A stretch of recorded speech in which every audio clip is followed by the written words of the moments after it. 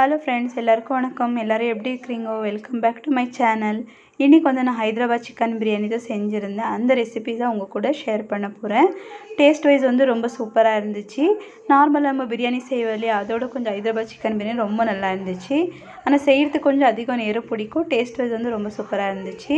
இப்போ கட் பண்ணி வச்ச ஆனியனை நம்ம ஆயிலில் நல்லா ஃப்ரை பண்ணி எடுத்துக்கலாம், கோல்டன் ப்ரௌன் கலர் ஆகிற வரைக்கும்.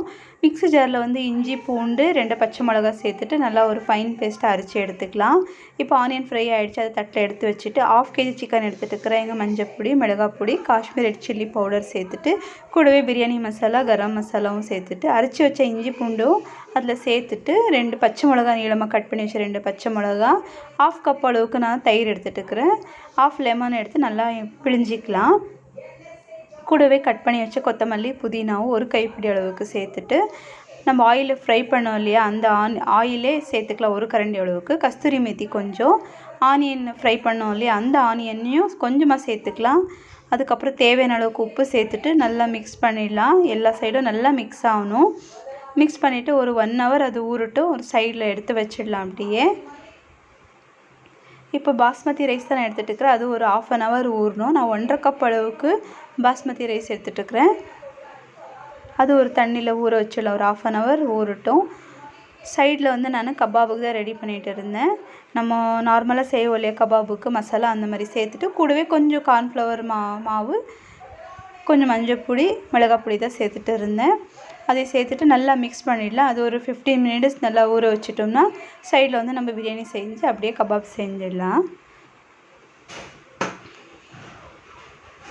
இப்போ நல்லா ஊறிடுச்சு. இப்போ ஒரு பாத்திரம் வச்சு நம்ம ஸ்டார்ட் பண்ணலாம். இப்போது பிரியாணி செய்கிறதுக்கு ஆயில் கொஞ்சம் 2 டேபிள் ஸ்பூன் அளவுக்கு ஆயில், 1 டேபிள் ஸ்பூன் அளவுக்கு நெய் ஊற்றிட்டு நம்ம சிக்கன் அதில் சேர்த்துடலாம். சிக்கன் ரொம்பவே வேகக்கூடாது.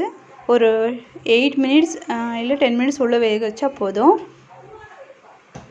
சைடில் வந்து நம்ம ரைஸுக்கு ஒரு பாத்திரத்தில் தண்ணி வச்சுட்டு அதில் சோம்பு, 2 பட்டை, லவங்கம், பலாவெலை, கட் பண்ணி வச்ச கொத்தமல்லி, புதினா, 1 டேபிள் ஸ்பூன் அளவுக்கு ஆயில், தேவையான அளவுக்கு பாதி உப்பு தான் சேர்க்கணும்.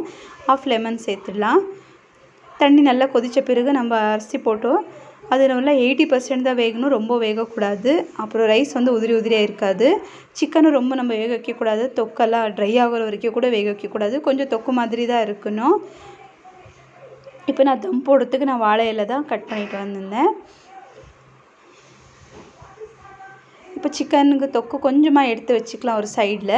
அரிசி வெந்துடுச்சு. நல்லா தண்ணியெல்லாம் இருத்துட்டு ஒரு லேயர் மேலே நம்ம அரிசி போட்டுட்டு அந்த கூடவே கொத்தமல்லி, புதினா, ஆனியன்னு, அதுக்கப்புறம் சிக்கன் தொக்கு எடுத்து வச்சுருந்தோம் இல்லையா அதுவும் சேர்த்துட்டு மறுபடியும் இன்னொரு லேயர் நம்ம அரிசி போட்டுட்டு ஃபுட் கலர் வேணும்னா நம்ம சேர்த்துக்கலாம். நான் ஃபுட் கலர் சேர்த்துட்டுருக்கிறேன். ஒரு லேயர் அரிசி போட்டுட்டு அது மேலே மறுபடியும் கொத்தமல்லி, புதினா, ஆனியன்னு, கூடவே கொஞ்சம் 1 டேபிள் ஸ்பூன் அளவுக்கு நெய் சேர்த்துட்டு சிக்கன் தொக்கு சேர்த்துட்டு ஃபுட் கலரும் ஆட் பண்ணிவிட்டு இலை போட்டு நம்ம தம் போட்டுடலாம். தோசை தவா நான் இங்கே ஒரு 10 minutes ஹை ஃப்ளேமில் வச்சு சூட் பண்ணிகிட்ருக்கிறேன் நல்லா. இப்போ இதை தம் போட்டுட்டு ஒரு தவாவில் வைக்கிறோம் இல்லையா, அந்த டைமில் நம்ம ஒரு சிம்மில் வச்சிடலாம். ஒரு 30 minutes தம்மில் இருக்கணும். சிம்மில் தான் இருக்கணும், ஹையில் வைக்கக்கூடாது. மேலே ஏதாச்சும் ஒரு வெயிட் வச்சுட்டு ஒரு 30 minutes நல்லா குக் ஆகிட்டு மதியத்தில் ஓப்பன் பண்ணக்கூடாது. நம்ம ஆஃப் பண்ணிவிட்டு கூட ஒரு 10 நிமிஷம் நம்ம அதை ஓப்பன் பண்ணக்கூடாது. சைடில் வந்து நம்ம அப்படியே சிக்கன் கபாப் தான் சிக்கன் கபாப் ஃப்ரை பண்ணிகிட்டு இருந்தேன்.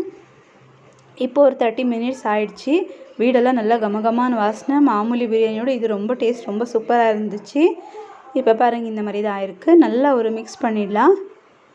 ரொம்பவும் மிக்ஸ் பண்ணக்கூடாது. அதுக்கப்புறம் கூடவே ஆனியன் ரைத்தாவும் வச்சு சாப்பிட்டு முடிச்சாச்சு. இந்த டேஸ்ட் வந்து எல்லாருக்கும் ரொம்பவே பிடிச்சிச்சு. அப்படியே நம்ம நெக்ஸ்ட் டே vlog தான் பார்க்க போகிறோம். ஸ்கூலு காலேஜு லீவுன்றதுனால கொஞ்சம் லேட்டாக எழுந்திரிச்சா கூட நடக்குது. டிஃபனுக்கு என்ன செய்கிறது, நாளைக்கு என்ன செய்கிறதுன்றது கொஞ்சம் மைண்டு ரிலாக்ஸாக இருக்குது. அதுக்கப்புறம் பிரேக்ஃபாஸ்ட்டுக்கு வந்து நான் தோசையும் தேங்காய் சட்னி தான் செஞ்சுருந்தேன். தோசை வந்து பழைய தோசை மாவு இருந்துச்சு. அதுக்கு வந்து கோதுமை மாவு மிக்ஸ் பண்ணிவிட்டு அன்றைக்கி பிரேக்ஃபாஸ்ட் முடிச்சாச்சு. அதே ஸ்கூல் இருந்தால் நம்ம அப்படி பண்ண முடியாது. பாக்ஸுக்கு என்ன பேக் பண்ணுறது, வீட்டில் என்ன செய்கிறது, இதே தலை ஓடிட்டுருக்கோம். ஸ்கூல் இல்லைன்றதுனால கொஞ்சம் டென்ஷன் கம்மி தான் நம்மளுக்கு. அதுக்கப்புறம் கேஸ் ஸ்டவ்வெல்லாம் துடைச்சிட்டு டீ போட்டு குடிச்சிட்டா நம்மளுக்கு ஒரு ரிலாக்ஸாக இருக்கும். வேலையெல்லாம் முடிச்சுட்டு டீ குடிக்கும் போது ஒரு மைண்ட் ரிலாக்ஸாக இருக்கும். நம்ம கேஸ் ஸ்டவ்வில் ஒரு தோசை ஊற்றினாவே ஃபுல்லாக எல்லா பக்கமும் ஸ்ப்ரெட் ஆகுது. ஒரு தோசை ஊற்ற பிறகு மறுபடியும் அதை நம்ம தொடச்சி க்ளீன் பண்ணிவிட்டு மறுபடியும் நம்ம அந்த வேலை செய்யணும். அதுக்கப்புறம் மாங்காய் பழத்தை வாங்கிட்டு வந்திருந்தேன், அதுவும் நல்லா வாஷ் பண்ணி எடுத்து வச்சுட்டேன். வேணும்னும் போது நம்ம கட் பண்ணி சாப்பிட்டுக்கலான்னுட்டுன்னு. மாங்காய் பழம் தான் எனக்கு ரொம்ப பிடிக்கும். மாங்காய் பழம் அதில்